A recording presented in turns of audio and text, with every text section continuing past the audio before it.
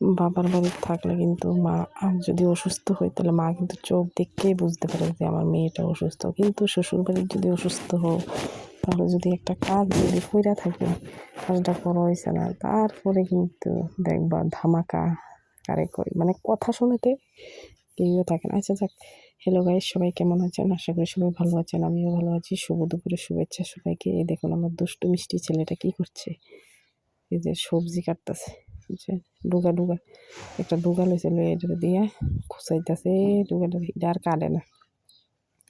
এবার এটা প্যাকেটে ডুগাইবো, ডুগাই লইয়া যাবো। এই যে প্যাকেটে ঢুকাইছে, এবার এটা মাথাত নেবে, এই যে মাথাত নিয়ে যাইতেছে, যাইতে যাইতে আবার কিতা কিতা কইতে কইতে যাইতেছে। এই যে বাচ্চাদের দুষ্টামি রেডি খুব ভালো লাগে আর কি। আস্তে আস্তে তো বড় হয়ে যেতেছে, বড় হইলে তো আর এই দুষ্টামিটি থাকতো না, তারা আধা আধা কথাগুলিও থাকতো না। আর এইগুলি কে কে খান কমেন্টে জানেন, আর এটি কিতা বুঝলে কইেন কমেন্ট করে। আমি যে একটু ছোটো ছোটো করে কাটতে এটা অনেকটা বড়।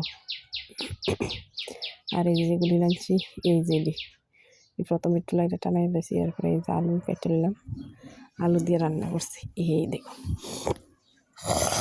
আর আমার কাশি খুশখুশি মানে অসুবিধা হইতেছে কথাটা। এই যে শুটকি আর মূলা কাটলাম, রানবো। টাটা।